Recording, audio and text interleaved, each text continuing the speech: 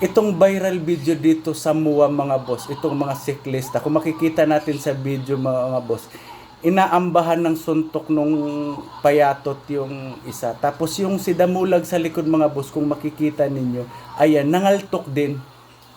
Tapos ayan, pangalawang kaltok, yan, sinuntok na nung Palito Lapid mga boss, ayan. Hindi siya pumalag mga boss, no?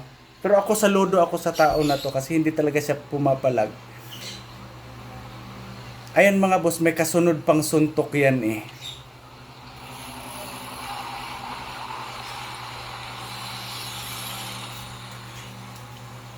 Ayan, pangalawang suntok mga boss. At kung makikita mo talaga mga boss, hindi siya lumalaban kasi siyempre iniisip niya may mga backup sa likod eh.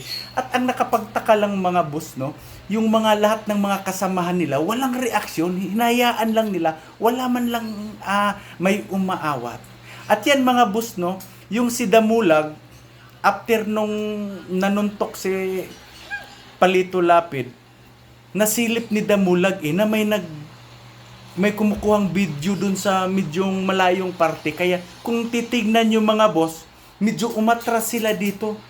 No? Umatras sila dito sa likod nila para hindi sila makikita sa camera. Ayan.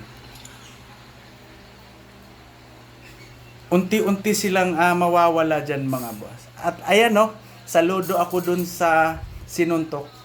Ayan mga boss, masakit lang isipin no, na talagang hinahayaan mo lang na susuntukin ka. Pero which is, yun naman talaga ang tama mga boss. Huwag kang gumante.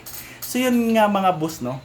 Yung si Damulag at saka yan si Palito Lapid, siyempre, lumiliit yung mundo nila ngayon mga boss. Lalo na at nalaman nilang nag-viral sila. So ayan mga boss, no? Kung may kunting alitan, sana pag-usapan, no? Huwag mong idadaan sa tapang mga boss kasi alam nyo ba kung gaano kahirap humarap sa judge.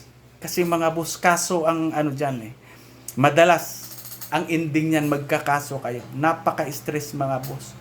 Pera ang labanan din dyan. Pag once ikaw kinasuhan.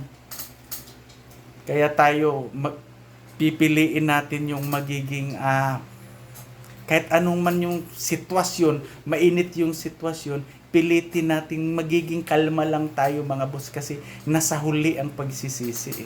So ayan no, ang masasabi ko lang dyan sa dalawang bully, aantayin namin yung pag-public apology ninyo, yung pagsusori ninyo. Alam ko iiyak talaga kayo. Kaya ako, saludo ako dun sa kay Kuya na tama lang talaga yung ginawa niya na huwag niyang patulan kasi siyempre mahirap na no. Baka mamaya malagay pa sa alanganin yung buhay mo kasi nga siyempre din na natin alam marami sila. So yun lang mga boss no. Thank you for watching.